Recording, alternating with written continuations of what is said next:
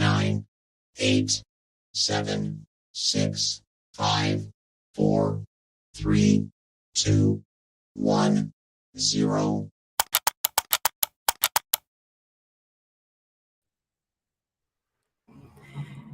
Hey, what's up, fam? Welcome back to another episode of 49 Faithfully. I'm your host, Miriah, and today I'm joined by a very special guest, one of my favorite 49ers content creators out there, Beto from Niner Sickness. How you doing, brother? I'm doing great, Miriah. Thank you for inviting me on. I'm excited. I'm like, as soon as I got your invitation, I was like a kid at a candy store. Couldn't wait for it to come on. You guys are amazing. You and your partner, you guys always do a great job. I love how you guys engage with your audience and you make it into a family atmosphere. And that's the best podcast, in my opinion, ever.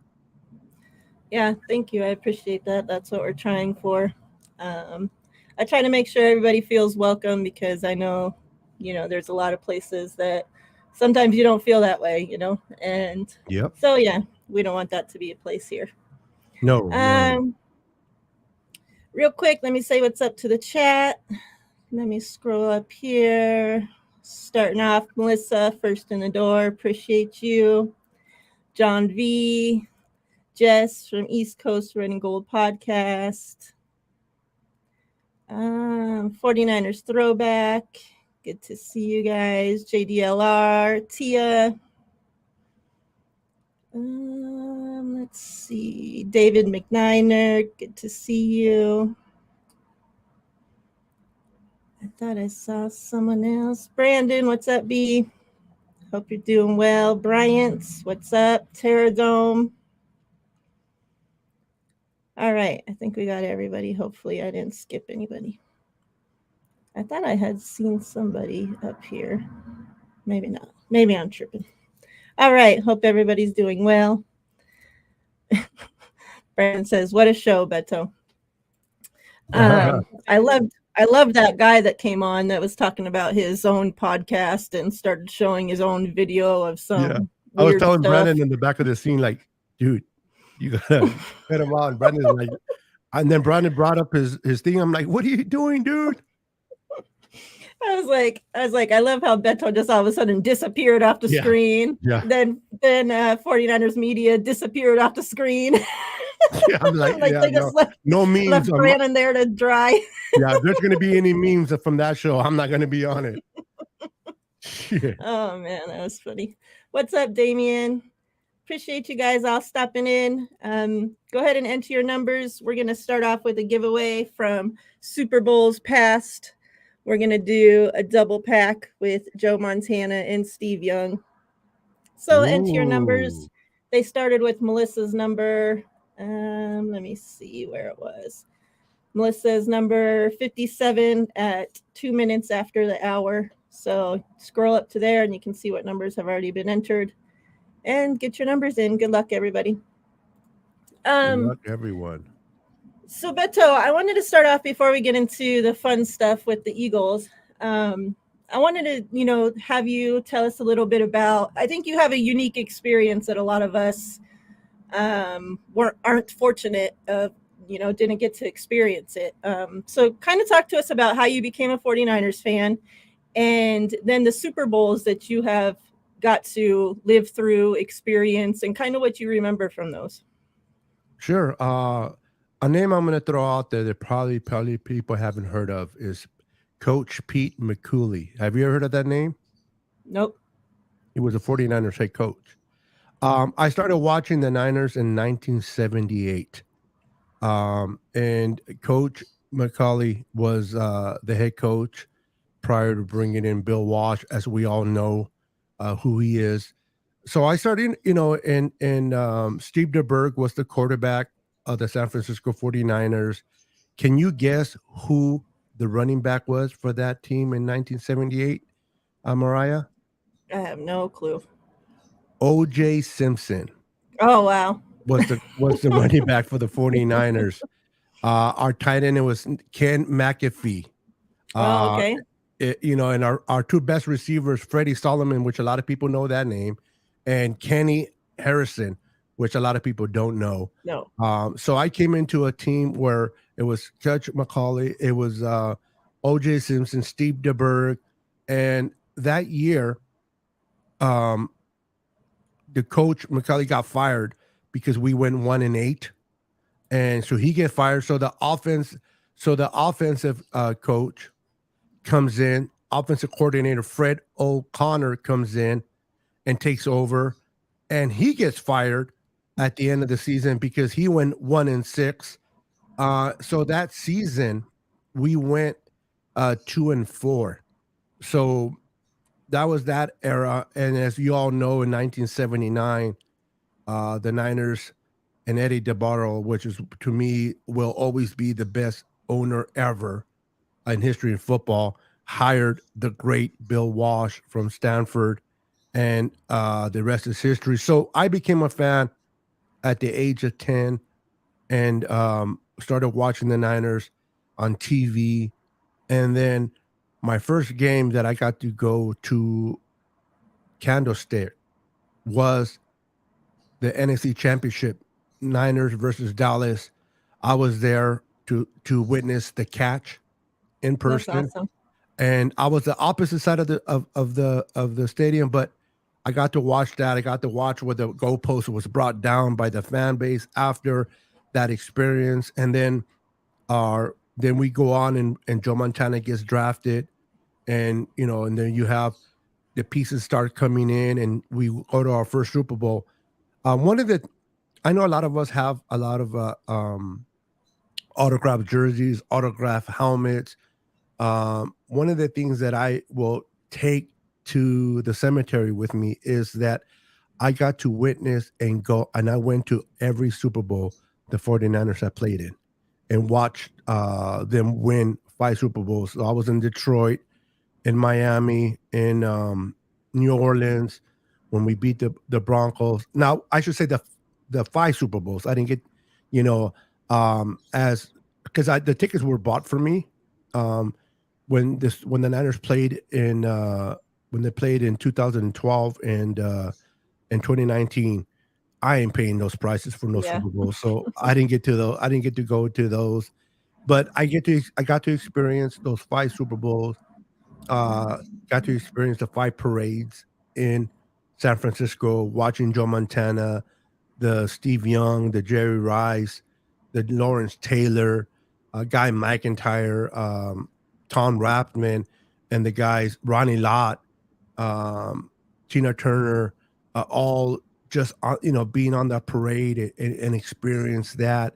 So I got and then as time goes on, we got better and better and better. I mean, we were 2-14 in 78, 2-14 in 79, the first year that Bill Walsh took over, and then in 1980. We went 6-10, so we started to get a little bit better. And then 1981, I mean, we just blew up 13-3, and that was the year that we won the championship. We went to, we beat Dallas, and the rest is history. So I got to experience all that. So, I see a lot of the young people, Miriah, that are really wanting to experience a Super Bowl win. I understand where they're coming from, because I got spoiled. I got to watch all 5 championships. I got to watch 2 losses, but I got to watch 5 wins and experience that. Being that I'm an old school guy, going to be 54, I remember when Joe Montana came in, Miriah. I remember when he came in, he was drafted 3rd round from Notre Dame. There's no skinny guy, comes into the Bill Walsh system. And now that I reflect what I saw then and what I see in Brock Purdy, a lot of similarities. Again, not a big arm, but a very decisive decision-making, cool, collective, under pressure, sees the whole field. So am I saying Brock Purdy's Joe Montana? No.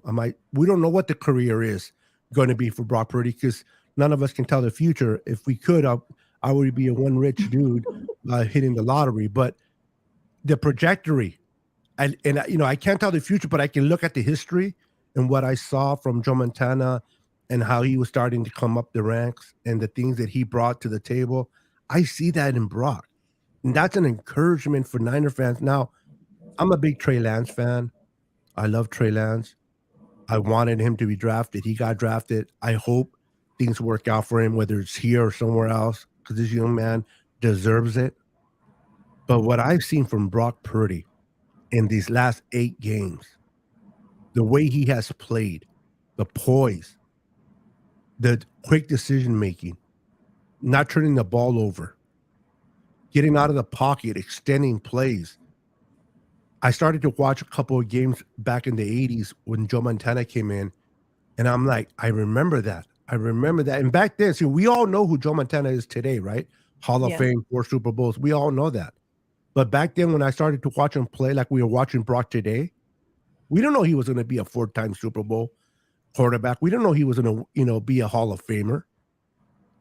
I see a lot of similarities. So I'm excited. I know we want to win tomorrow, and I know I'm being long-winded, but regardless of what happens tomorrow, I believe, without a doubt, that the 49ers have found their quarterback of the present and future in this young man, Brock Purdy.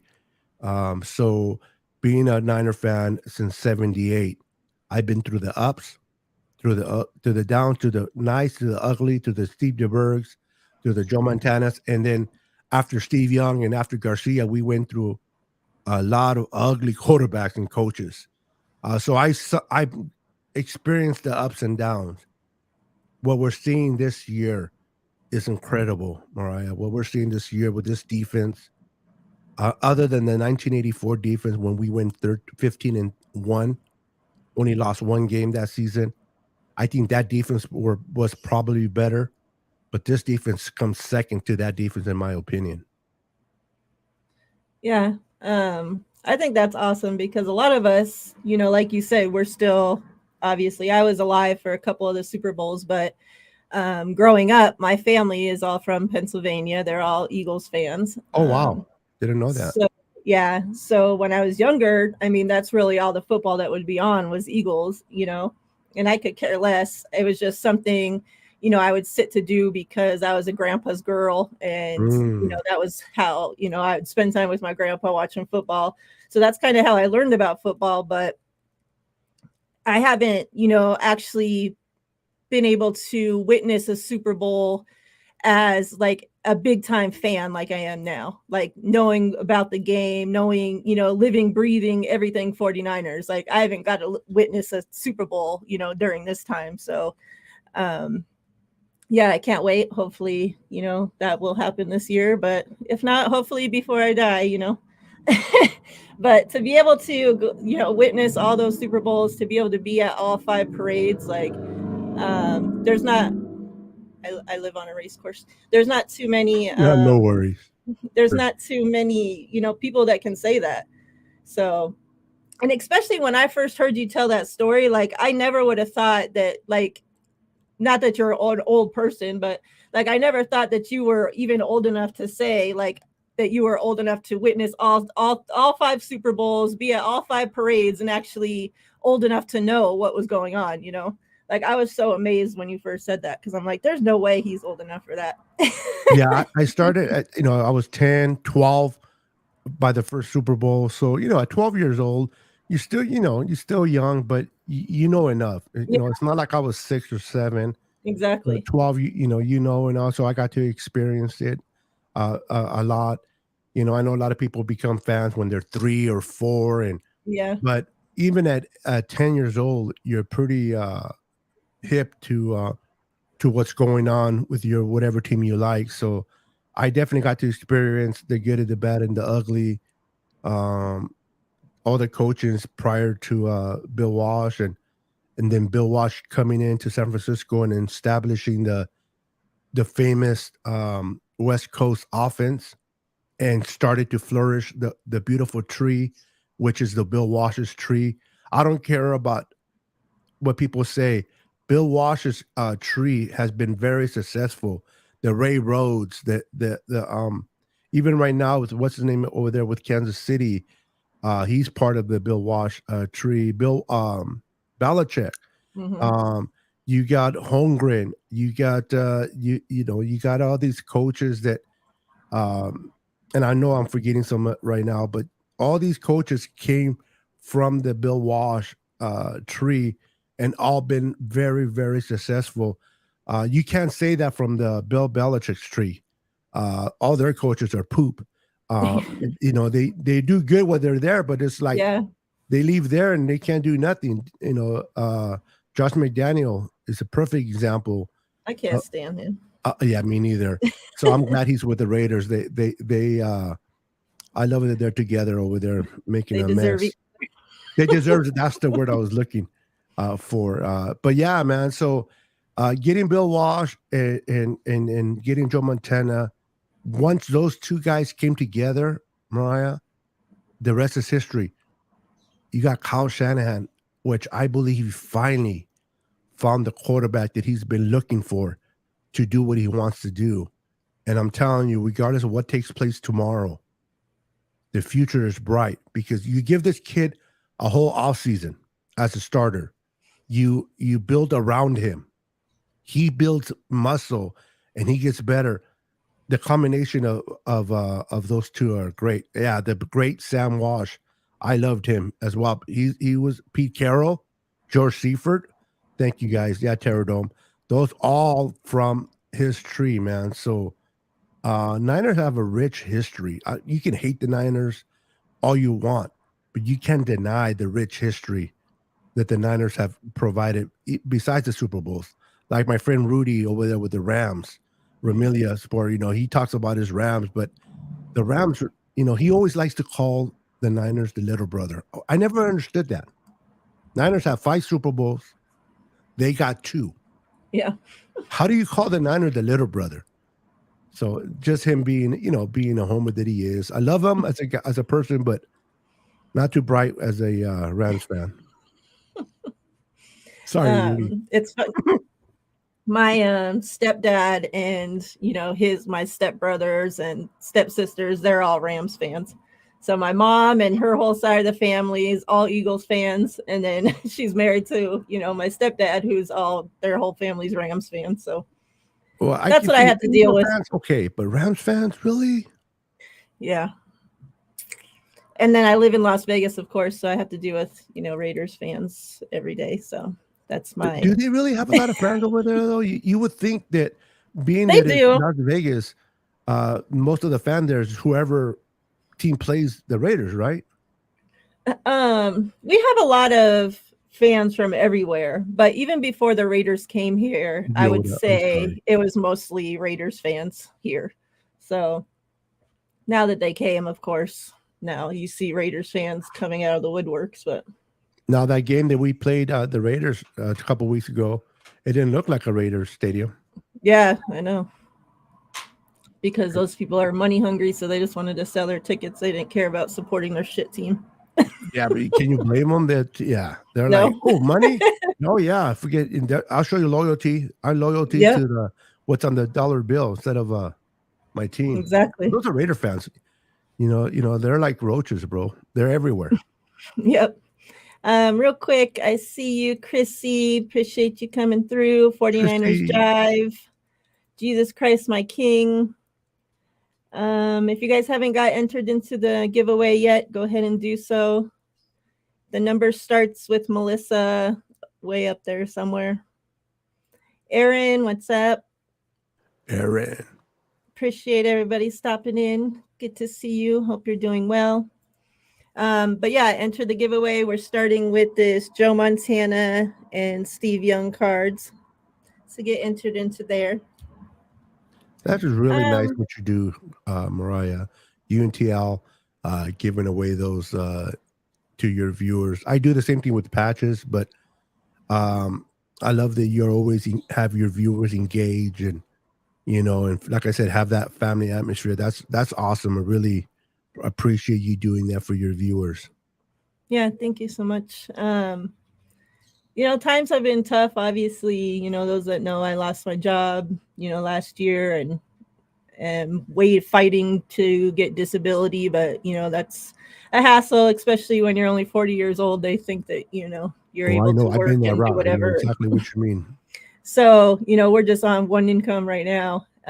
So, I mean, times are tough, but I still try to do what I, can do to give back to the people that support us. Just a little thank you to everybody. Well, if I appreciated you already for doing what you're doing, knowing that you're doing this on a one income, which people don't realize it's really hard to do. It's hard to live off two incomes, much less one. So just the thought that you're doing this, that's awesome. I already thought big of you already, but knowing I did not know you lost your job and doing this on a one income and dealing with trying to get disability, which I'm on now. But yeah, when you're young, it's no joke, and you got to mind you, I was paralyzed when I got on it, so I've been on it for a while, but um, they still, I mean, here I am paralyzed, can't move nothing, and they're still questioning me like, well, Yeah. can you work? I'm like, government, you know how, Yeah. oh my goodness, they'll take money from your check when you're working, no problem, but when it's time to then to give it back to you, oh my God, they put you through every loop and hoop in the world. Yeah, it's crazy. So let's get into this game a little. I know you kind of touched on, well, let's start with Brock Purdy. I know you kind of touched on him a little. And I know that, like yourself, I and still am a big Trey Lance fan. But I don't think we can just, take for granted or just, act like what Brock Purdy's doing is just nothing. It seems like the media, everybody's fans that we play that week, like nobody wants to give Purdy any credit for anything that's going on. They just say, "Oh, well, it's just Kyle's system. You could just plug and play any quarterback into there, so that's why Purdy looks good." But it's kind of funny. They used to just say, "Oh, nobody can win. Kyle Shanahan can't win with anybody but Jimmy G." Now it's, "Oh, you just plug anybody into Kyle's system and they can win," right? Like, I don't know how it can be both things, but Yeah, that's just the media for you, man. Always trying to nitpick of what's going on. But not to interrupt, but have you noticed just the complete difference with Kyle, with Jimmy, in what he does with his bag and what he does with Brock? I mean, what did he throw? 29 times against Seattle? I mean, the NFC Championship game in 2019, freaking Garoppolo only threw 8 times. Yeah. That's 8 times. And our run game is good, but now look at the way our defense is playing. I mean, our offense has been playing this year since Brock took over, 30 plus points. It's only 2 times that they've been under 30 points was in Seattle, and Brock was dealing with the oblique injury, short week, and then the Cowboy the Raiders. And I think the only reason why the Raiders is because we kind of underestimated the defense, but we put up a lot of points on that team as well. So this offense looks completely different under Brock than it ever did under Jimmy. This is the offense that we would hope it would look like with Trey. Yeah. This is how I wanted this offense to flourish with Trey. Unfortunately, it hasn't been Trey, not because he's not talented enough. It's just bad breaks. And, I believe that you have to take advantage of your opportunities because they don't come very often in this world. What are the odds, Miriah, that you get drafted in the 7th round? You're the last pick of the draft, Mr. Irrelevant. If you ever start in the NFL, it's gonna be like 4, 5, 6 years down the line. Right. The Niners draft their quarterback of the future in Trey Lance. He gets hurt, and here comes Jimmy G, and then Jimmy G gets hurt, and then this kid gets the opportunity to shine. And let me tell you, always make the best of your opportunities. Well, this kid is definitely doing that, and he's not letting go. And imagine if Trey would have never got hurt, or Jimmy, this kid's talent would have never been out there for the world to see. So I'm happy for the kid. I love Trey. I want Trey to be successful, but I can't deny how happy I am for this kid, not just as a Niner fan, but him as a player. Because as anybody who's ever played football or any type of sports, it's especially when you're way in the bottom of the ranking order, it's hard to get an opportunity to showcase who you are. And he has gotten this opportunity and he's running with it. Yeah, I completely agree. I think we all love a great story, right? Yes. And I kind of felt, I talked about this maybe last episode, the episode before, where like I felt this way. And I know that, there were some 49ers fans that were feeling this way at the beginning, but when Purdy took over and, he started doing well and the team, starts putting up all these points and you're seeing Kyle Shanahan have trust with him that we never saw with Jimmy, right? Like going for it on, fourth downs, trying to get points before the half, like things that we would never see Kyle do with Jimmy. All these things. And it was kind of hard at first because it's like I wanted to feel happy, for Purdy and his story and, happy that my 49ers were doing well. But at the same time, I felt bad for Trey Lance because I knew with each game that Purdy did better and is, with each game that the 49ers did better and the more points they were able to put, like we were complaining all these games at the beginning of the season with Jimmy that where's the offense? The offense can't put any points. Like, what are we going to do when the defense has a game that they need the offense to carry them? Is the offense going to be able to do it? Like all these questions. And then when Purdy takes over, all these questions go away, because we're seeing the offense flourish like we haven't seen, I can't remember when. And, but I couldn't help but keep feeling bad for Trey Lance because it's like, I knew that his opportunity, with us, maybe as a starter, who knows what's going to happen, right? But I felt like his opportunity was getting smaller and smaller and smaller and smaller each week that we went on, right? And, like I had to tell myself, like you need to be happy for the 49ers and for Purdy and the situation, everything, like before anything else. Like, like I had almost like tell myself like this is what you need to do, because if not, like you're going to regret not being happy for the moment, right? Like missing out on maybe possibly going to the Super Bowl, like on these happy moments that people wait a lifetime to freaking experience, right? But I was kind of like shutting down and like I didn't want to tweet stuff like that I was happy for Purdy and stuff because the trolls come out and they're like, oh, if you say something nice about Purdy, well then you must hate Trey Lance, right? So it was like this kind of like battle being a 49ers fan for a few weeks there. Yeah, I hear you. The Niner fan base sometimes can be ridiculous. It's like I'm a parent of 4 kids. They're all grown up now and out of the nest, but similarities where my kids were playing sports. One kid will always be better than the other, or if they were on the same team and one got hurt and the other one started to thrive. As a parent, you love both kids equally. You want both kids to succeed, but you don't want to not show love and support for the one that's succeeding, but you also don't want to hurt or show like you don't care about the one that is not succeeding. And it's a hard place to be in. And as a Niner fan, I feel the same way with Brock and Trey, because Trey is the one this kid has great. I mean, even Jimmy, I know I'm not a big fan of Jimmy, but even Jimmy's character, you can argue how bad he is on the field, but anybody that wants to talk about his character, I will argue with him because I think Jimmy has great character. And these quarterbacks right now in the locker room are great. If Trey does good here, great. If he gets traded, we'll see what happens. But I hear you. You don't want to start speaking positive of one quarterback because people would assume that you don't like the other. And I told you right before we went live about how I really don't put anything on people's opinions of me unless it's someone that I put value in them. And Right. I'm not trying to be disrespectful to no one, but if you're not in my circle, I don't care what you say or what you think of me, because you're going to think about it no matter if I'm trying to impress you or not. You're going to be you. I like Brock. And people have already told me, oh, a couple months ago you were talking about Trey. Well, yes, because I didn't know about Brock. Right.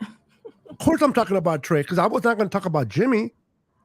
I was hyping up Trey, but now that I've seen Brock, I mean, I'm not going to be blinded or afraid that people are going to say what they're going to say about me. That now I can't talk. I can't give Brock credit. No, I'm going to give Brock his credit is due.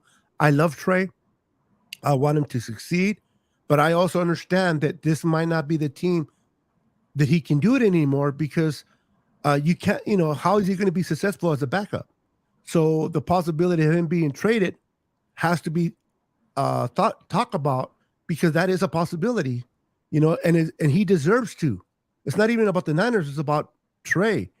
And if Brock is playing the way he's playing, it's hard, you know, because it's not like he had a good game, Miriah, and we're all jumping ship, and we're all Brock fans now. None of us are Trey on a game. This kid has shown it consistently in 8, and I say 8 games. He started 7, but he came in after the first possession of the Miami game and won that game. We won it because of him. Nothing that Jimmy did in that game. And I'm not batting Jimmy, but I'm just telling the facts. And what I've seen, I've been impressed. This kid's a well-mannered kid, comes from a great family. Dad played baseball, and he's humble. The players around him love him. They have his back in the locker room. Again, not to sound bad about Trey, but even there were certain players that were kind of like Jimmy and a couple of players for Trey, right? Yep. If you notice with Brock, they're all on Brock's side. There's no like Jimmy or Brock. They're all on Brock, and that's unique that Brock can, you know, draw that from his players. But it's the way he's playing, because in this league, it's about what you can do for me lately. It's not what you know, it's not about the potential. Right. Is what are you doing right now to help us win? And Brock definitely is doing what he needs to do. And I love Trey, but I'll be selfish to wanting to keep him because then he'll never get his opportunity here. Yeah, I agree. It's kind of, I'm torn. Like I want Trey to be here and I want them to like compete, but I don't know. Like you said, how's he supposed to thrive if he's going to be somewhere as the backup? So kind of sucks. And either or, even if, let's say Trey gets to be the starter, then Brock doesn't get the opportunity to continue to showcase what he can do. It's hard. It's a good problem to have, but then this is where the coaches get paid their money. And, you know, and I know people are, and, you know, you can dismiss me with the draft capital thing. Listen, yes, we gave up a lot for Trey. Okay. But I guarantee you, we win a Super Bowl with Brock, whether it's this year or in a couple of years, ain't nobody going to remember those picks for Trey. The only time people remember about picks is if Trey, let's say there was no Brock, Trey just completely is not the quarterback that we thought he was going to be, and we're losing year after year after year. Then you're like, dang, we gave all that up for Trey. But when you find someone else and he's getting you what you want, because at the end of the day, what is it that you want, Miriah? Super Bowl. And if Brock is the one that's getting that to you as a fan, then how can you not love that quarterback? That's just me, though. Yeah, I agree completely. Real quick, what's up, Sean? I see you checking in before you what's up, Sean? Go to work. Bubby Watts says, just here to say go Niners. Appreciate it. Let's draw this giveaway winner real quick. Terradome says, F them picks. That's right. All of the Rams are wishing they didn't say that because they're hurting. Like, good for them. Yeah, man. What a mess they got going on. And as you're looking for that, the beautiful thing about the Niners, they gave up all those picks for CMC, which it has paid off. But then they get all those 3 picks. Oh, you did it already? I'm sorry. I thought you were setting it up. No, you're fine. I was talking while you were setting it up. You're fast. My goodness. I need to be more hip. Yeah, it's okay. You can keep talking because I gotta scroll through all this. We get all the those picks away for CMC, which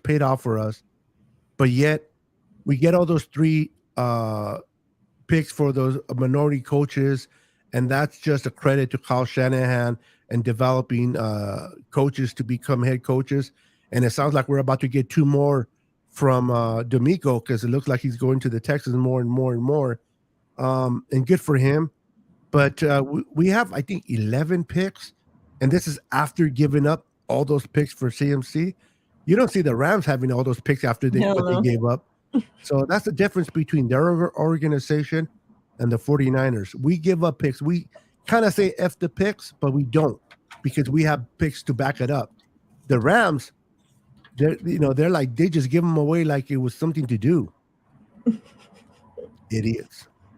Yeah, it's funny because when we made that trade for CMC, it was, oh my God, the 49ers gave up everything. They're not going to have any draft capital next year, blah, blah, blah. And then you just see the 49ers keep getting more picks. It's like, well, guess they don't look that stupid after all, huh? No, not, and especially with winning 12 games in a row, because and you can't say it wasn't because of CMC. CMC had a lot to do it, just the culture of the offense. And then you sprinkle in Brock into that as well. And I don't think Brian Greasy gets enough credit. That what he's done as a first time quarterback coach, coming from the booth, calling college games, to because I hate to say this, but even Jimmy was looking good. Yeah. Under him. And this is the part where it hurts that Trey never got his opportunity, because you can only wonder what would Trey be today under this quarterback's coach tutelage, how good he will be. And that's the only thing that it's kind of a hard one, because it's like, if he goes to another team, it's like, what could have been? Yeah. Between Brian Greasy and Trey Lance, and that, but if Brock keeps winning a couple more championships, I'll get over it. Yeah. Real quick, congrats, Tia.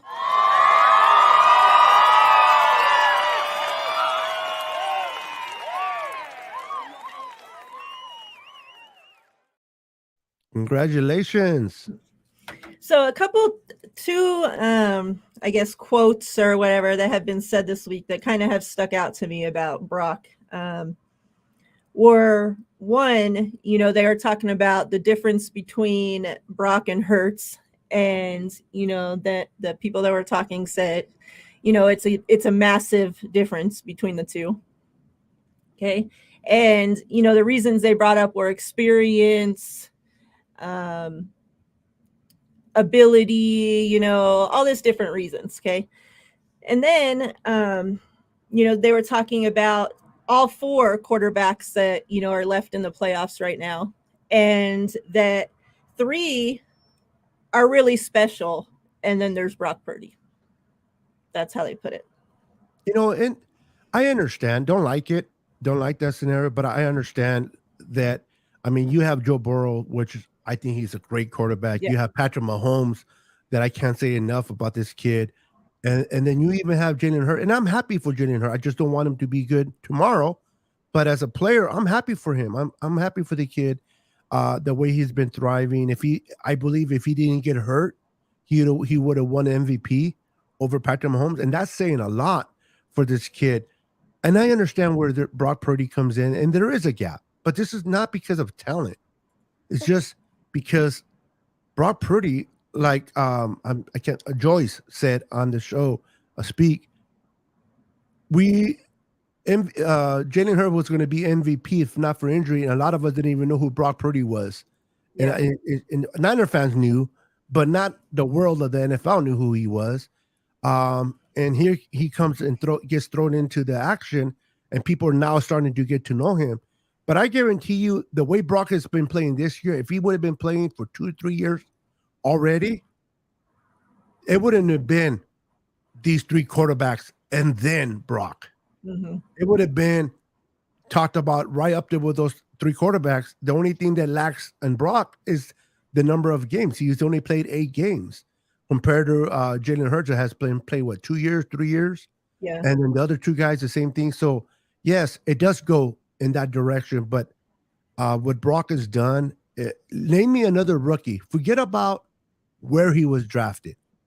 Name me another rookie that has been or looked this good and has taken their team to an NFC championship game in his rookie year.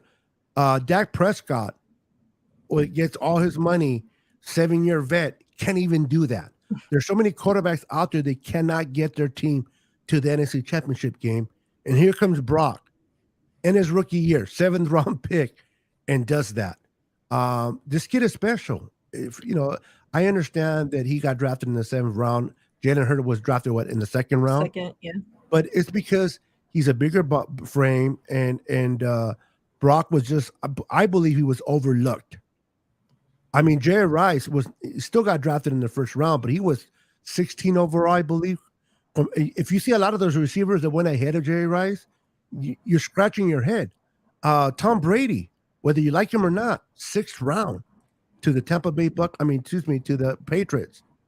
And look who he is today. So just because Brock got drafted in the 7th round doesn't mean he is not capable of being great. It just means that the scouts overlooked him because his intangibles, they overlooked his intangibles because of his measurements. Okay, he's not your prototype 6'4" with a big arm. So let's not pay attention over here. Let's look at Trey Lance's, and let's look at. Let me ask you something.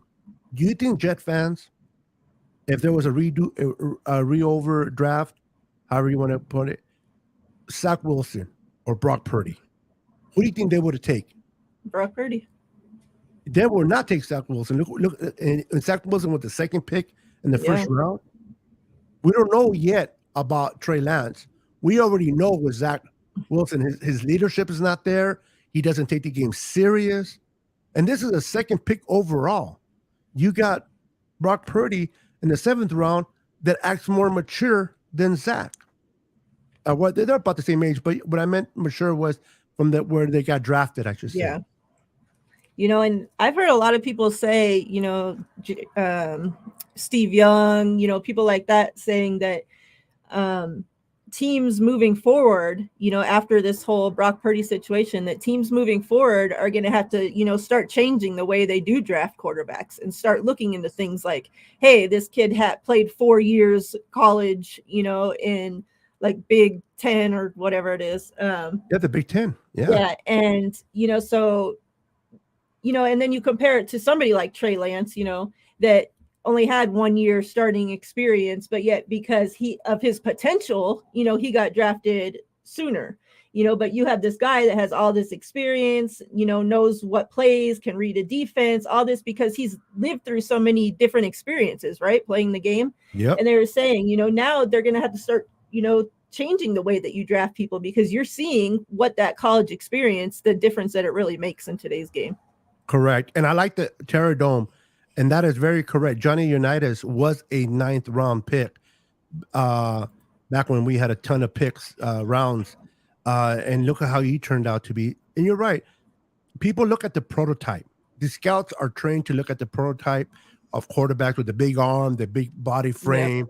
Yeah. And they kind of dismiss, even if they had a year of gaming compared to Brock Purdy, 4 years in college, but because he's smaller stature, they say he's 6'1", but he's probably about 6 feet.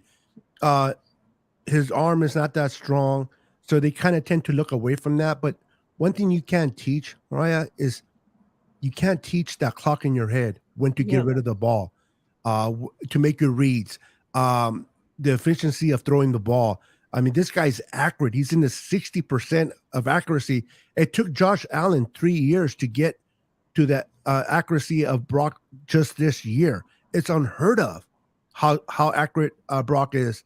And that arm will get better as years go. Trust me, next year his arm will get better. The year after that, Tom Brady didn't have a big arm either. He used to throw some really ugly throws. And as he got bigger and as he put more massive muscle into his body, he got better. But what you have between the years, that's something you cannot teach. Either you have it or you don't. And I'm not saying Trey doesn't. Right. But with Trey, there's the potential of what he could be. We're actually seeing an unfolding before our own eyes of what Brock is. Yeah. And I mean, this kid is what he's doing is unthinkable. I mean, he doesn't get rattled. He doesn't make mistakes. that defense of the Dallas Cowboys was flying. They're fast. They were in his face, and he did not throw a single interception. I don't care about, I mean, of course, I would have loved for him to have touchdowns, but to me, what's more important is the interceptions. Okay. Dak Prescott had one touchdown, right? So he had a touchdown more than Brock. But what did he add to that resume? Those two INTs. Why did the Cowboys really lose? Because of those turnovers. So when you don't turn the ball over, you give your team a chance to win. And that's what you want. And Brock doesn't put the ball in harm's way. And this is a rookie with a pass rush as crazy as it was from Dallas, not making mental errors. Jimmy, I'm sorry, Jimmy, but he would have thrown, if not one, two INTs in that game. Yeah, Sean had said Jimmy was a meathead, period. Nice guy, horrible decisions with the ball if it wasn't schemed. Maybe Jimmy's time here was God helping us appreciate what a good quarterback, Purdy, can do. Come on, Jim Sean. who? I love it. Come on, somebody. I love that. And that's so true. That is so true. Do you happen to remember this? 49ers Drive says, curious for those that remember, how did the media talk about Brady in 02? I didn't watch sports media back then, just the games. I do. For one, media wasn't like it is today. There was no Facebook, no Twitter. It was just pretty much ESPN, right? I can't quote. Man, it's 02 is a long time ago. Yeah. I can barely remember what happened 2 days ago, but I know that a lot of it was because Brady went in the 6th round. So a lot of what you're hearing about Brock today is what you heard about Brady. You know, oh, well, he's a system player. He can only, do this. He can only, depending who his coaches. And I don't want to quote and unquote because I don't remember exactly, but it was a lot in the same ballpark of what they're saying about Brock. The only thing is Tom was a bigger frame, bigger body, but a lot of similarities to that where, you're a 6th round pick.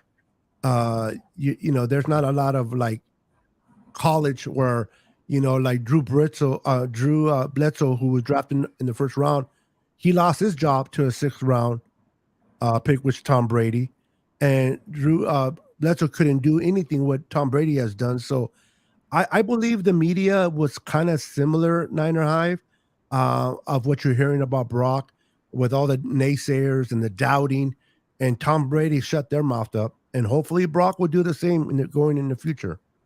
Well, it's crazy. If you think about with Tom Brady, there was still people doubting from the time he went to Tampa Bay, whether it was, him or Belichick, who was, winning, and all this. And it's just crazy. It's crazy that, and you could say what you want about Joe Montana. I know 49ers fans go back and forth, that Brady's not the GOAT, but it's crazy that, the greatest quarterback that we've ever seen play the game, and how many years into his career winning all these Super Bowls, and people were still doubting and questioning him, whether it was him or Belichick's doing it all. And it's like he had to go somewhere, after playing all those years, go somewhere else to win a Super Bowl to prove like, hey, it's really me, not him, like, so people I think are always going to talk shit out. I don't know. Yeah, and it is, I'm a controversy type of guy. Always been like that. I speak what I believe, whether I'm right or wrong. If I have a conviction, I'll speak it. I love Joe Montana. I appreciate everything he did, but he's not my favorite quarterback. Steve Young is. If you ask me, Steve Young was a better quarterback than Joe Montana. And a lot of people, are you crazy? Take away. I'm not talking about the Super Bowls.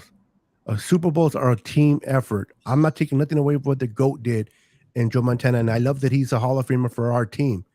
Dan Marino is another one. Like I always say this, to me, Peyton Manning is a better quarterback than Tom Brady. Way better quarterback than Brady. But Tom Brady has 7 Super Bowls. Yeah. So people go, well, you're crazy because he has 7 Super Bowls. But if you look at film and if you look at the production of how he elevates his team, and nothing to take away from Tom, you can't, of what he's accomplished. But that's a Super Bowl is a whole team type of thing. What he does on his own, I think Peyton Manning is a better quarterback. Matter of fact, I know he's a better quarterback than Tom Brady. So a lot of people, they'll say like, no, Steve Young is not better than, he only won one Super Bowl compared to 4 of Montana. But I don't know. They're both great. And the fact that they're both played for the Niners. But if you ask me, I love Steve. Maybe I should reword it. I like watching Steve Young play better. Yeah. He was more exciting to watch. Now, unless I was watching Joe Montana doing the 2-minute drill. When he was doing the 2-minute drill, that was fun to watch Joe. You know what I mean? What I hated about Joe is when he used to get hit by those freaking D tackles and get smacked to the floor when hitting used to count back then. But I loved Steve Young. I've always been a Steve Young fan, and I know I get a lot of hate. How can you love him more? How can you say he's better? I said, that's my opinion, though. Yeah.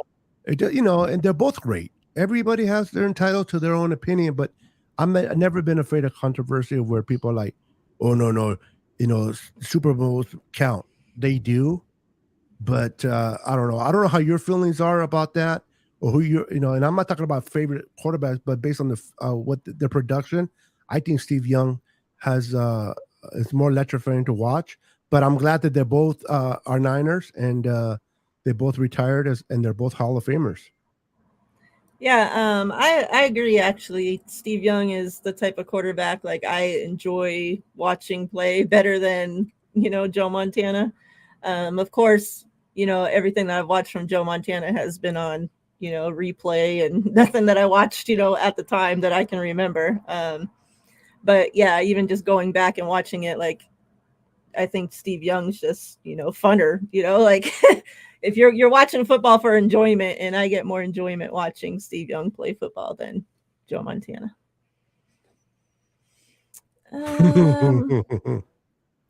All right, chat. Hey, Denise, I see you. Troy, Rick, Diaz,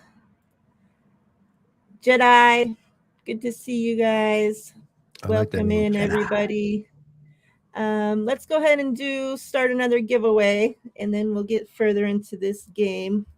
It's crazy. The last show that me and TL did this week, we had so many Eagles fans in the chat. Like, I can't even believe it. Like, it was overrun with Eagles fans, and they were like, I'd say 99% of them were disrespectful and talking about stuff other than football, which I don't care if other fans from teams we're playing or whatever come in here and talk shit, about football back and forth. Like, that's what being fans about, right?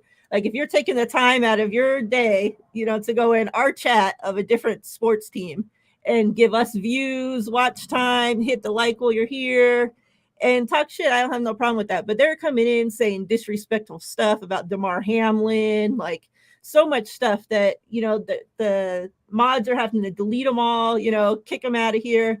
And that's the worst fan base so far that we've had, encountered, this entire time, which is pretty crazy. Especially, like, it kind of makes me like ashamed that my family, is from there and a part of that fan base.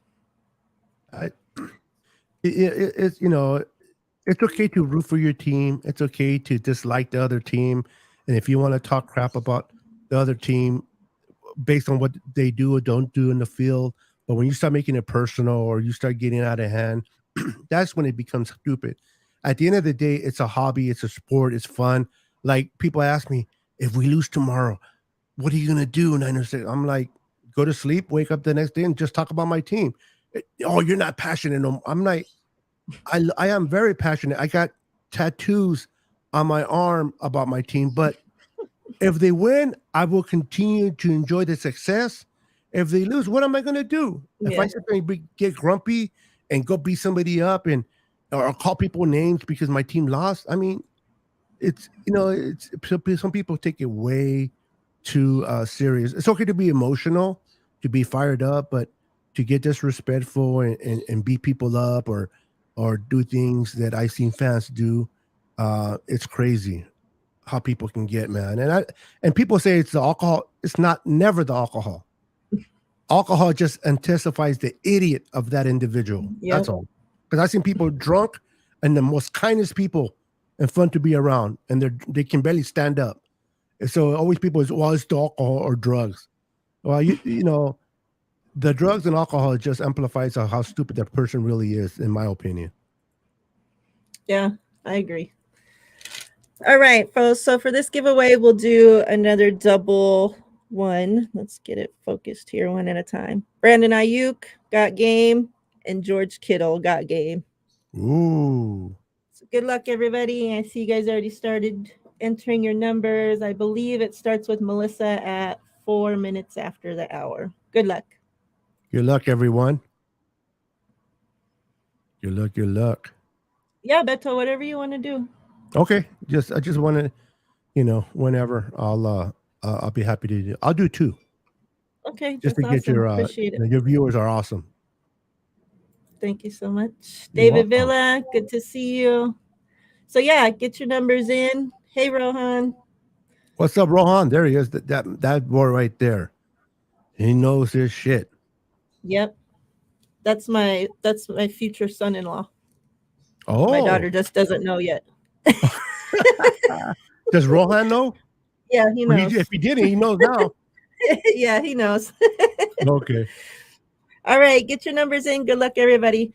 So yeah, going into this game, I hear a lot of nobody has faith in the 49ers. We're going to go in there, like pretty much the 49ers don't stand a chance. Which is kind of interesting to me that the 49ers make it to the Super Bowl in 2019 and they have Jimmy Garoppolo, a worse defense and a worse team than what we have now, I think. And yet they almost, they go head to head with Patrick Mahomes and the Kansas City Chiefs, pretty much own that game 3.5 quarters, right? Until Patrick Mahomes takes over. And yet now we can't go into Philly and beat the Hurts and the Philadelphia Eagles with a better defense, more weapons on offense, CMC, and a better quarterback. And now they're giving us no chance. Like it just doesn't make sense to me. Like I understand, like if you look at the rosters, and obviously, they have a better quarterback. We'll start there, okay? But weapons like running backs, I think we're better. Tight end, I think we're better. Wide receiver, I'll give them. But it's debatable, right? Because I think we have better depth there than what they have. I think we're equally matched, honestly. Because I think Devontae Smith, we can do Brandon Ayuk, AJ Brown, Debo Samuel. Mm-hmm. So it's pretty much there. Do they have a better offensive line? Yes. Do they have a better defensive line? Yes. But you know what? I love that we're the underdogs. You know why? Because pressure is a real thing. Yeah. Pressure is a real thing. Sometimes when you think too much, you can hurt you than if you just react. And when the Eagles are being picked by everyone and their mamas to make it to the Super Bowl, the pressure is on the coach of the Eagles, on the quarterback of the Eagles, and the whole entire team. The pressure is heavily. They are expected to make it to the Super Bowl. The Niners are not. So the Niners are flying under the radar. Calm, cool, and collective. Just like, all right, nobody expects us to be there. We're David versus Goliath. We're Rocky versus Apollo Creed. They're Apollo Creed. We're Rocky. Brocky with Brocky. You know how that turned out. Yeah. In the second movie. So we're calm and cool and collective. We're going in there with not that much pressure. Brock Purdy. And listen, Brock Purdy and the Niners are playing with house money, in my opinion. We're not supposed to be here on our third quarterback. Let's be 100%. I don't know about you. When we lost Trey Lance in week 2, I'm like, okay, we can still get there with Jimmy because we've done it before. Mm-hmm. How far, how good we're going to do, I don't know, but we can get there. When we lost Jimmy, I'm like, oh crap. We're done, right? Boy, was I wrong, and I'm glad I'm wrong. So we're playing with house money. So anything that the Niners do tomorrow, it's, clearly on house money, but the Eagles are slipping. They're sleeping on the Niners, and that's just the way we want it, because we're going to go in there, grab them by the ball, squeeze, and kick their ass. and pluck all those feathers. Excuse me for my language, but and we're going to beat them up. I'm telling you, the Eagles have not faced a defense like the Niners. They haven't. You know, people keep hearing, well, you know, the Niners haven't faced an offense like the Eagles. The Raiders looked pretty good. They looked pretty good, and we still beat them. So, is AJ Brown going to get a lot of yards on the Niners? Probably, but at the end of the day, bend but don't break type of mentality. And the Niners have enough experience. They've been there last year. The Eagles' first time there. That also, you got to take that into account of the pressure. The Eagles haven't been there. Their coach hasn't been there. Kyle Shanahan's been there. This will be his third time. So all that, you take that into consideration, and I wouldn't be surprised. I wouldn't be surprised if Kyle Shanahan calls all stops and just gets into his bag and gets some calls. You're like, oh crap, I did not see that coming. And I expect Ray to be a big part of this offense tomorrow. Troy says the Eagles coach is beyond cringe. Like, that guy drives me crazy. Like, I couldn't imagine. You know, I try to think, like, could you picture Kyle Shanahan doing the things that the Eagles head coach does? Like, the shit that he does into the camera, you know, like he acts like George Kittle when George Kittle's out there playing football. That's how the Eagles head coach is. Like, I could not imagine Kyle Shanahan doing those type of things. Yeah. You know, honestly, he's down, in the East Coast. You know, people are really crazy like that anyway, but I don't, at least this is me personally, I don't mind what he's doing. I think it's funny what he's doing as a player. If your coach is being crazy like that and loud, if you kind of want to, like, yeah, that's my coach. And there's nothing wrong with that. Even when he made that stupid, that thing when they put him on camera where he's going like this. Yeah. They're going to use that as a meme, right? You know that when they say, did the Niners beat you guys? And he's going to be like, yeah. Yes, they did. But I love his spunk, though. I know he can come off as arrogant or annoying. If you don't like him, you just don't like him. But I'm okay with that. You know what I mean? Because he supports his team, just like the coach Dan Campbell from the Lions. Yeah. You know, I like him. He's like, we're going to go after your kidnaps or whatever, your kneecaps, and we're going to break him or kill whatever. That's crazy talk, but that's just who he is. Yeah. So I don't mind that from him. You know what I mean? Just, it's not going to happen tomorrow. He's going to be more quiet and not really animated. He's going to be like, oh shit, we lost this game and we were expected to get there. It's going to be a good game tomorrow. Regardless of what happens, it's going to be a good game. I just don't want to blow out either way. Now, I'll be more comfortable if the Niners blow them out, but I wanted it to be a good game. But most of all, let's stay healthy. And at the end of the day, people always hate this about me, but this is who I am. If the Niners lose, are you rooting for the Eagles in the Super Bowl? Of course I am. They're like, but they beat us. I'm an NFC guy. Yeah. I'm an NFC. Do I hate the Rams? Yeah. But they're NFC. Now, it's harder when it's within your own division, but I'm always NFC first and then AFC. But yeah, we'll see what happens. But I think it's going to be better again than a lot of people think. It's going to be closer. It's going to be a high-scoring game, but closer than what people think, in my opinion. Yeah, I predicted 34-30. Oh, I like that. Yeah. I like that. Definitely. Hey, Eric. Good to see you. Our Seahawks friends here. 49ers, Lakers for life. What's up, buddy? I see you, my friend. So 49ers Drive says, fun stat from someone on Twitter this week. 41 of the Eagles' sacks came in 6 games.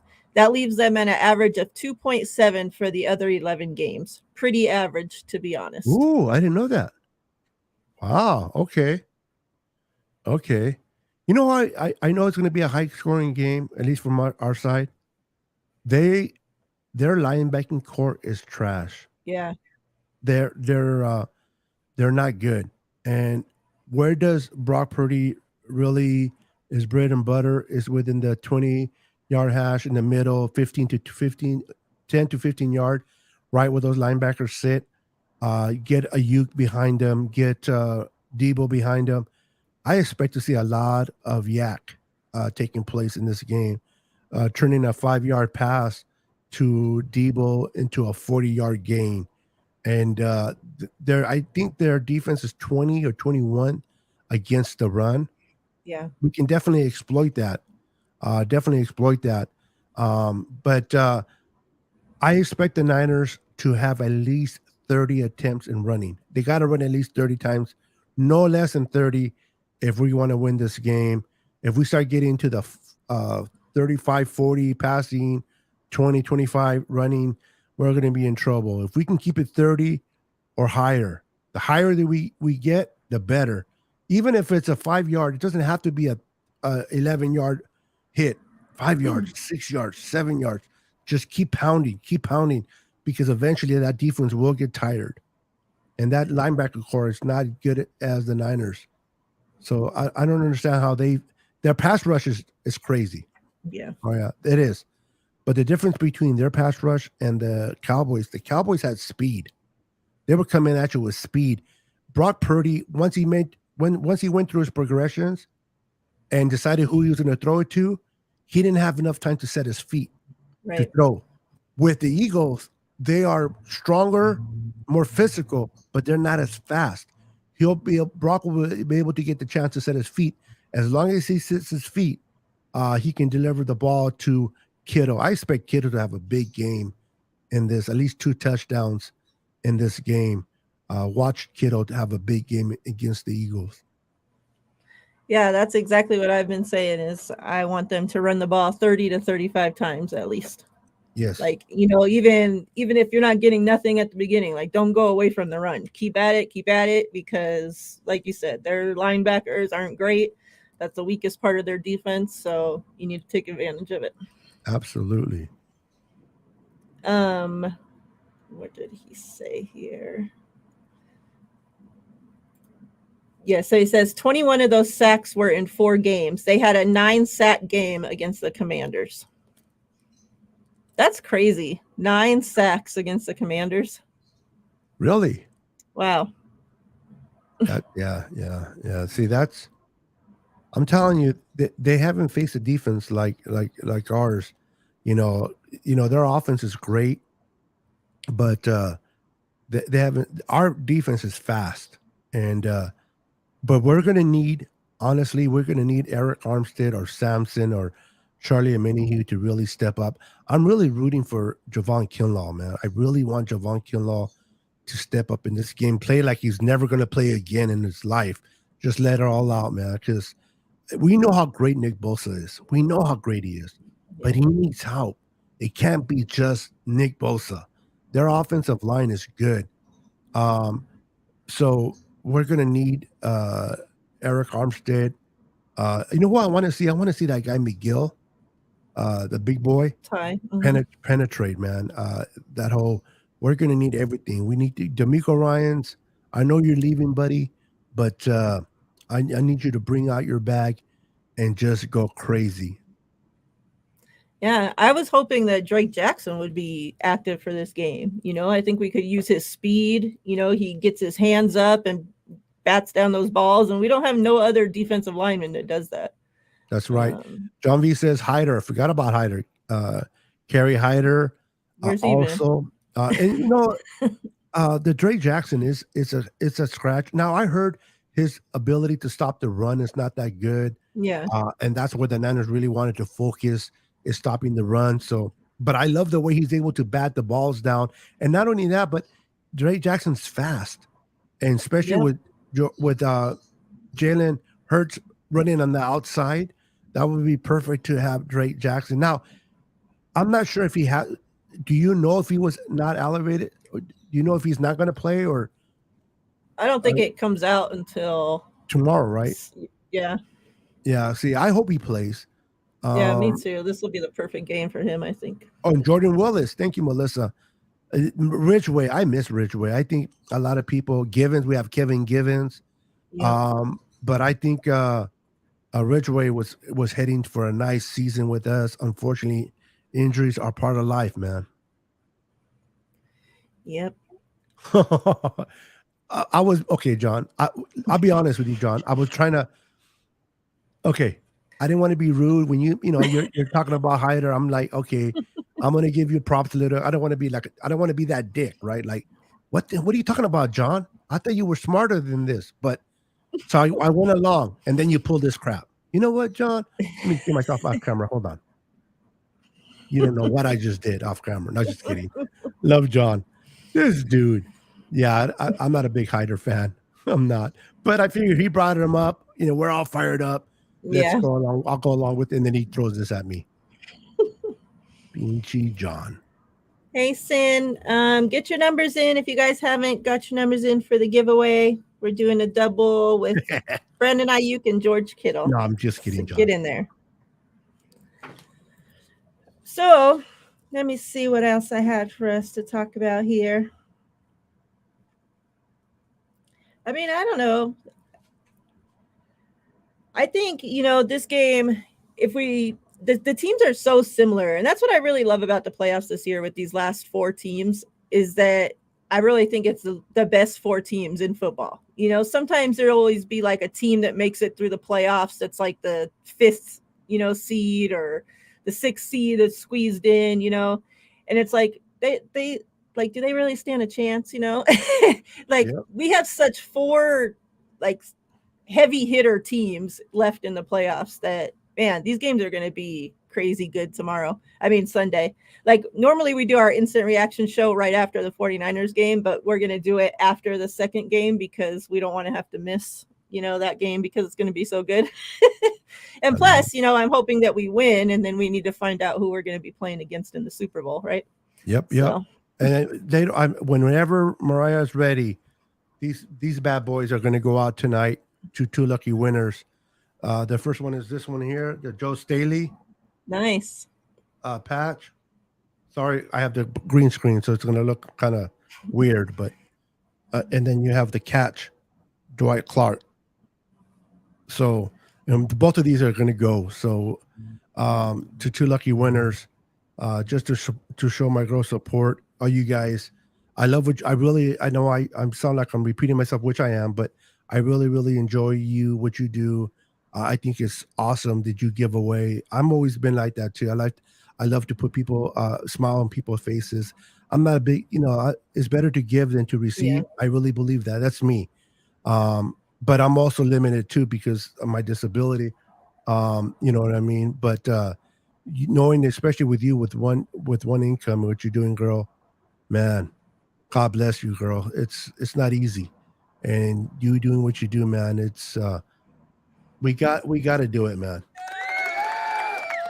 You deserve it, girl. So let's draw this winner. I'm sorry that I'm putting you on the spot, but you deserve it because you don't want this guy to call you. And you know where I'm coming from. So whenever you want to do giveaways, Miriah, let me know. I'm excited. I'm having so much fun tonight. So we'll do the giveaway then for these cards, and then we'll go ahead and we can start yours. Whenever, yeah, absolutely. All right, let's pick this winner. Good luck, everybody. 40. 40. Let's see what we got here. And how do you want to do the giveaways for those? The same way. Or the same way? Yeah, that's fine. I usually do trivia, but sometimes people can't guess my trivias. I suck at trivia. Do you? I can't remember. Like, I have a useless memory. I'll be like, like I remember the dumb shit, but nothing. I'll be important. Like in 1978. What was the name of our fullback? Yeah, who knows? Like, who knows? Who Let's cares? See. We got 38. Is that the closest? I think that's the closest. What's up, Bryant? I didn't see you there, my friend. How you doing, Bryant? Good to see you. I think you're the closest, David McNew. Ooh, David McNiner. Yeah, he changed it now. New. Congratulations. Is he the winner? He's the winner. Congrats, okay, David. Congratulate him, then be someone else. Congratulations, senor.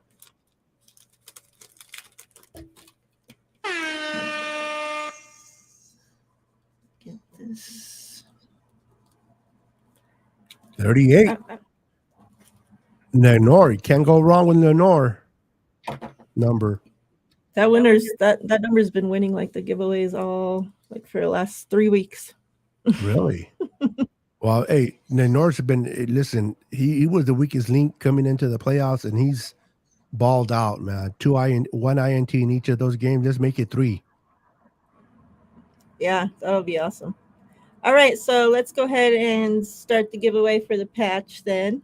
Go ahead and get your numbers in there. We'll start with the Joe Staley patch. Joe Staley patch first. Good luck, everybody. Enter your numbers 1 through 100. You know the deal. So what matchups are you the most excited for in this game? Or maybe most fearful for? Matchups that I'm excited. I'm excited to see Nick Bosa against their right tackle, Miriah. I can't pronounce. I forgot his name. That matchup. I want to see how much Bosa Rex have it. And then on defense, on offense, I want to see Kittle on their linebackers. I want to see what Kittle does with those linebackers, man.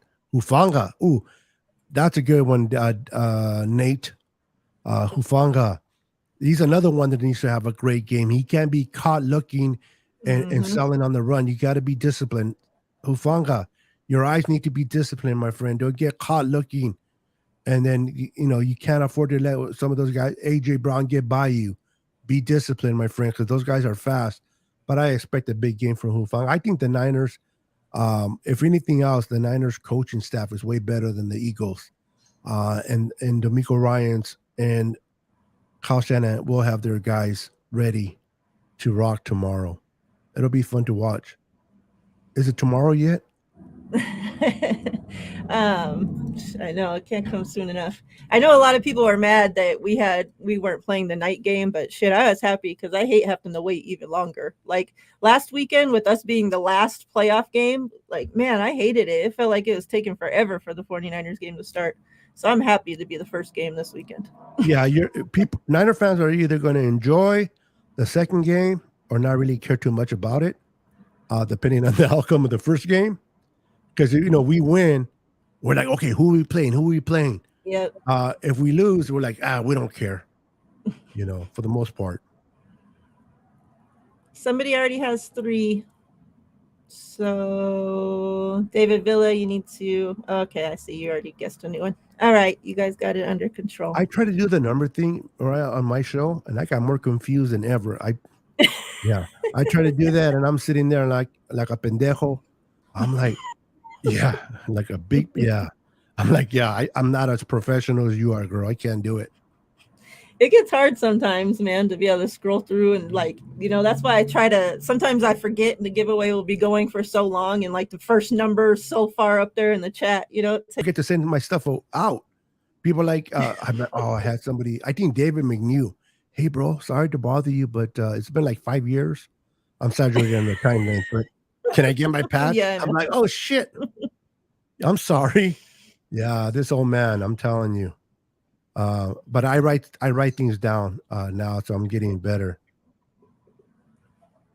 Yeah, I have to write everybody's name. Like I bag it up as soon as they get it, write their name on it, and then I have files for everybody over there that I stick everything in and keep it organized till I send them out.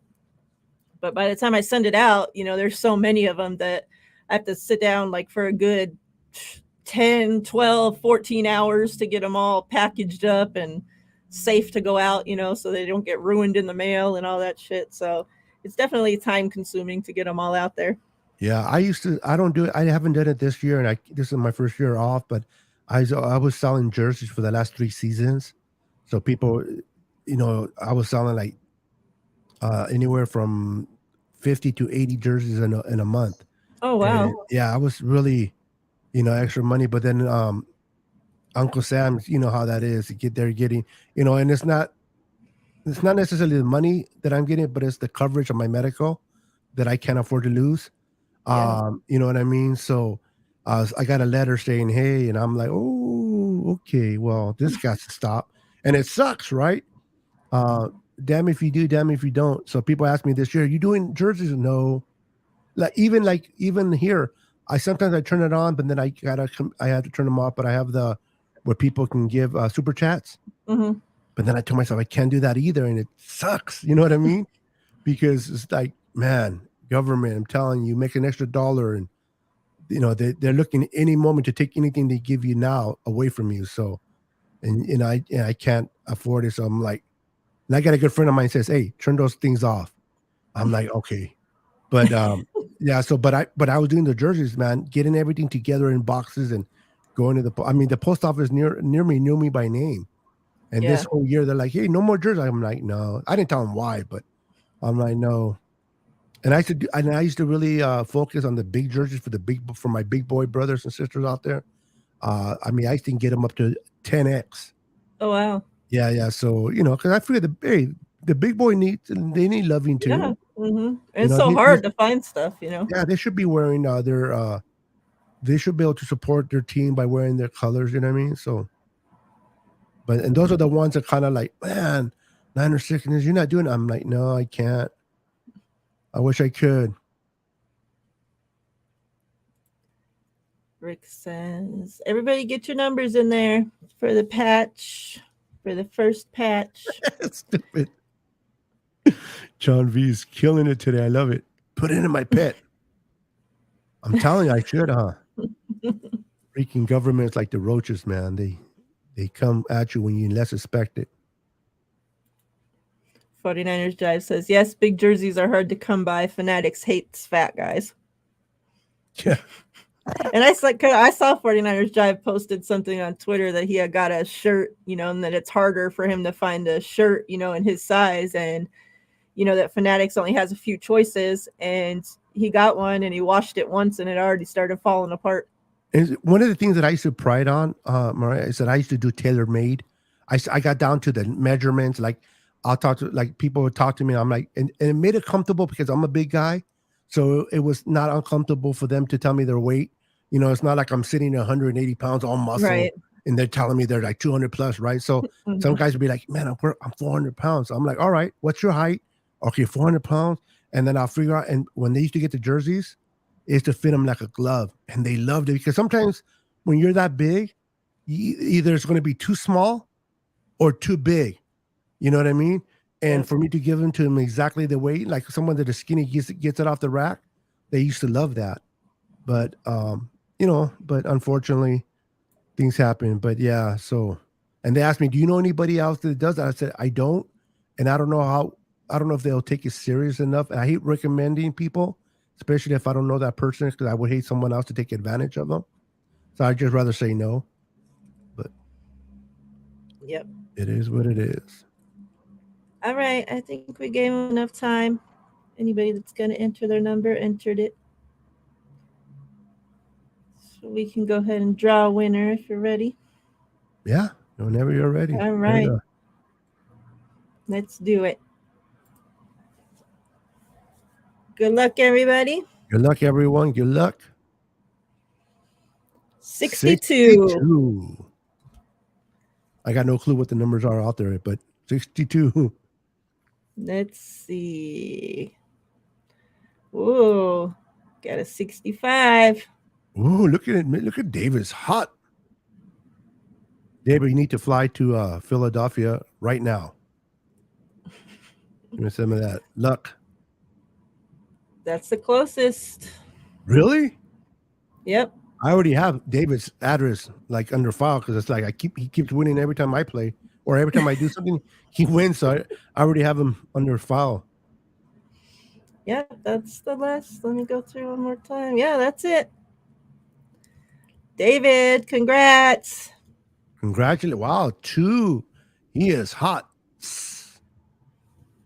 Yeah, his is only 3 numbers away, Melissa. Yours is more than 3 numbers away.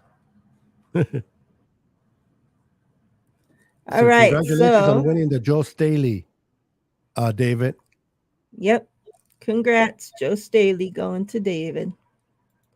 And then the next one, whenever you're ready, it will be the Dwight Clark, the catch. All right, go ahead and enter your numbers in 1 through 100 for Dwight Clark patch. Good luck, everybody. Let me ask you a question, Miriah, as they're entering their numbers. Who is your MVP of the defense in this game and your MVP in the offense? I'm going to have to go with Fred Warner. Oh, I like that. Because he's been Mr. Reliable up to this point, and I think he's had his best games these last couple playoff games. He's been playing unbelievable. So I'm going to go with Fred, and then offense, I'm going to go with CMC. CMC? Yeah, I think, Elijah Mitchell, he didn't practice all week. And CMC, at least he was able to get in the last day of full practice, and he's completely off the injury report. So, and he even said, in his presser that there's 0% chance he was going to miss this game. Yeah. So, I just feel like, these guys are really going to give it their all out there. And I just feel like from what we've seen from CMC up to this point, he's one of those guys that's going to go out there and leave everything on the field. So, but I mean, I could also see Debo, we know that he takes over games, when it comes to these playoff games too. So I could see that happening. Obviously Kittle's been outstanding since Purdy's, taken over the helm. To see him actually be used in the, pass catching game and, to see him getting touchdowns, man, I would have loved to see George Kittle, more of this George Kittle right before. He's so come it's nice alive. seeing that. Yeah, it's nice having a quarterback that's actually taking advantage of the weapons that he has. So yeah, I could see them all, having a game, but if I have to pick one, I'm gonna go with CMC. CMC, yeah. For me, offensively, it's definitely Debo. I want and expect Debo to have a great game tomorrow. And on defense, I'm going my boy, Mr. Greenlaw, opposite of right next to Fred. Greenlaw needs to have a great game as well. I think he will. And these two guys are going to be awesome. I like Melissa's take, Greenlaw and Brandon Ayuk. Nate says Debo as well. JDLR says Debo. So yeah, man. Let's just go in tomorrow, man, and Debo, just get those yaks. Get those yaks. I really believe that Brock Purdy's going to have a lot of more time to get the ball out that he did against Dallas and against this game. I agree, because I agree with your take that their defensive line may be better, but they're slower. I think they're stronger. But I think that Dallas's defensive line's faster. So I think Purdy will have finally, and I kept saying that all week, Purdy didn't even have enough time to set his feet and to make a throw, and I think that he'll have enough time to do that. Nate, you're fine entering the number 69. You won't get kicked out. Don't worry. Just don't get on camera trying to show 69. Yeah. Good. Just don't start telling the chat who you want to have 69 with. Okay. Yeah. Get those numbers in, chat. Dwight Clark patch. The catch. And guys, listen. I'm going to be another advocate for my girl Miriah. I know she did not ask me to do this, but if you guys can donate to the channel, support the channel. She got her Cash App and her Venmo up there. Make sure to support the channel. What she does, these giveaways that she does on a one income, it's not easy. So she loves doing this. You guys love receiving prizes. Let's continue to support the channel. And I'm going to give something to her as well. I'm not just speaking out of my side of my neck. And let's support her in her channel. And let her, that way it's easier for her to give away more cards or whatever she wants to give away to you guys. Let's show her some love. Yeah, I appreciate that, Beto. Thank you so much. You're welcome. Let's see. So yeah, we got Dre Greenlaw and Brandon Ayuk. We need a huge Debo game tomorrow. Yes, I love how do. they played the clips of Debo telling George Kittle, "Put us in your book bag then." Yeah, You yeah, know, and I then love George Kittle goes out there and makes that one-handed spectacular catch, and that was all she wrote for that game. Yeah. So hopefully Debo puts him in his book bag this week and takes over. That would be nice. That would be nice. 49ers Drive says Dre is due for a game-changing play, and let's take a flyer on 3rd and Juwan for the offensive MVP. Oh, 3rd and Juwan. Yeah, he's gonna. Yeah, forgot about him. Shame on me. That guy's especially in those 3rd downs. He's been awesome. That one catch he did against, was it the Cowboys or Seahawks? I don't remember, but that was I think it was the Cowboys. That was a beautiful catch, man. Yeah, I like him a lot. Yeah, you just I don't know if you want to get into this. What's that? Troy says, who do we see as QB1 next season? Oh, we talked a little bit about that earlier, Troy. You might want to watch it from the beginning. But listen, I'm a huge, no pun intended, okay? I'm a huge fan of Trey Lance coming in. I wanted him to be drafted, but what I've seen from Brock Purdy, his poise, everything he's shown me, the way Kyle can work with him, his decision making, his accuracy, the way he sets his feet. And this is not just me watching a regular game. This is me watching the all 22 on this kid. I'm convinced, without a doubt, that he is our quarterback of the present and future, because he's only going to get better.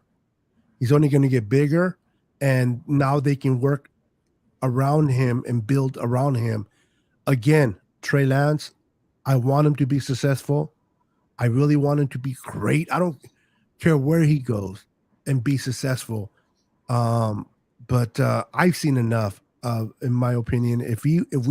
I know a lot of people are like, the only way that there should not be no competition is if he wins the Super Bowl. And and that's fine. I can respect that as well. But I think that Brock has shown enough. Now, competition never hurts. Now, would I be mad if they compete? No. Iron sharpens iron. As one man sharpens another. Listen, bring it on. Bring it on. Let them compete, and let the best one win. That just means that whoever takes over deserves it. So I'm not against that, but just to give it to Trey because of the draft capital, I'm not for that. I think I'm not with that. I don't think they'll do that. But if they did, that would suck, because that's so disrespectful to Brock, just to give it because of the capital. Now, if you want to make it an open competition, I'm good with that. Yeah, that's where I'm at with it, that regardless of what Purdy does, tomorrow, if we make it to the Super Bowl, if we win or not, whatever. I would hope that, they would go into camp competing, like with open competition. And like you said, may the best man win. I think at that point, take away the draft, where he's drafted, where this one's drafted, anything else, the best man wins, plain and simple. Doesn't matter where you're drafted. Exactly. It's what you're doing on the field, and how good the quarterback or the coach can run his scheme through you, and how accurate and how good you are in doing it. So I've seen a lot of undrafted free agents become Hall of Famers. You know what I mean? So it's what you do once you get your opportunities. Everybody got your numbers in? If not, get them in there. We're doing the giveaway for the Dwight Clark patch. 49ers Drive says, welcome, Troy. It's Brock's job to lose at this point, as long as he's healthy. Availability is a skill in this league. Trey can benefit from more scout team reps against this D.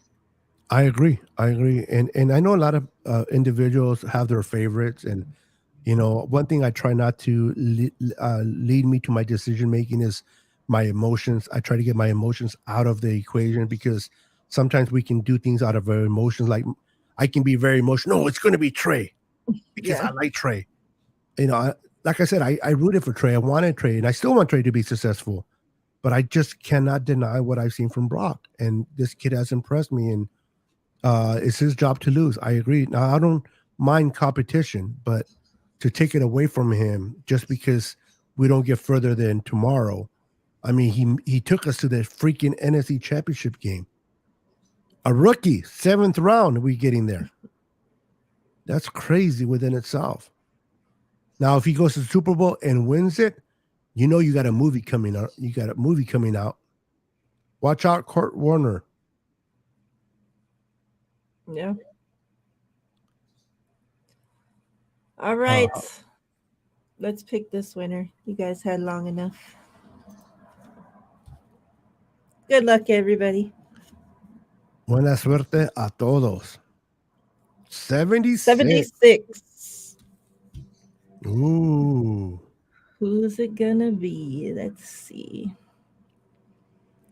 Let's get up here.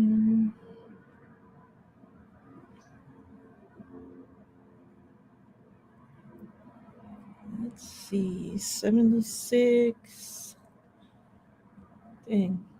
Let's see what's closer here.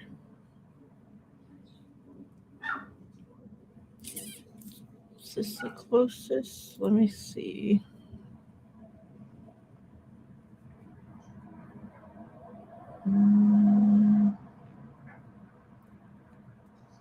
Go through. I think so.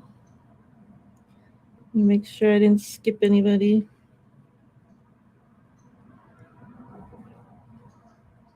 I think. Let me go one more time. Make sure my math's right. Getting old here. This is where I screw up. That's why I don't even. I tried it once. I'm like, nope. I had to give away 2 patches one time because I called the wrong person as the winner. And I'm like, oops. Well, I guess both of you guys get it now. Yeah, we did that because TL will usually look through the numbers too, you know, and he called out that it was somebody. So I just went with it, and that ended up not being the right person. So we had to find something else to give to them. But see, in your guys' case, it happens once in a great while. My dumbass does probably every show. I try not to do it. And I only got like 5 people playing, and I still mess it up. JDLR, congratulations. Ooh. Congratulations on your Dwight Clark to catch. I'm going to put my email in the comments. Feel free to send me your information, and I'll be glad to get it out to you guys Monday.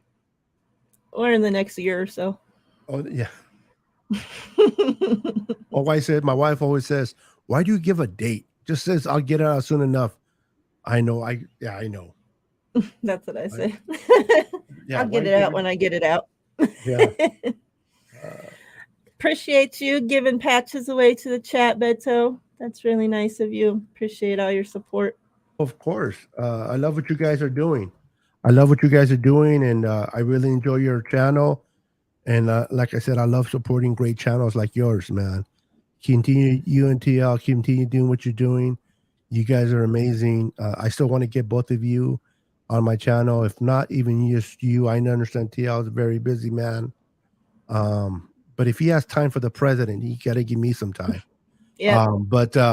Yeah, I love what you guys do, man. And I'm always loving support of those that I truly appreciate. And I definitely appreciate you guys. You want to have any closing thoughts? Let the people know where to find you in case they don't, for whatever reason. I'm sure they all do, but in case they don't follow you and aren't subscribed already, I do have his links in the description of the show, so make sure you do go subscribe to him if not, but let him know what you got going on, my friend. Got you. And I did put the email on there. It's ninersicknesspodcast@gmail.com. Feel free to send me your information to the 2 winners. David Menu, you don't have to send me nothing because I already have your information. But for who was the winner? JDLR. Yeah. Send me your information, brother. I'll get it off for you. And you know what, David? Send me an email anyway, just to remind my dumbass that you won. Just say I won so that I can see it. I'll totally forget. You can catch me at Niner Sickness Podcast on every platform there is. under the same name. I think Twitter's the only one that you have to add 49 at the end. But other than that, YouTube, I have a great following on Facebook page and group there on Twitter and Instagram and TikTok and then YouTube. So if you guys want to show me some love, support, if you're not following me already, make sure to come over and say hi to me. Especially my TikTok, I make a fool out of myself. So check that out. If you want a good laugh, I'll make you laugh for sure. I'm not with the times yet. I don't have a TikTok. I don't even have a TikTok like to be able to even open it up to look at other people's. Like I gotta get with the times because I guess that's what all the cool kids are doing now. TikTok. The cool kids and the all farts like me. Yeah.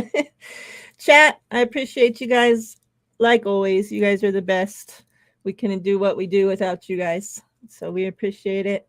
And yeah, I'll be back tomorrow with the instant reaction crew. Remember, tomorrow we're starting the show around 7.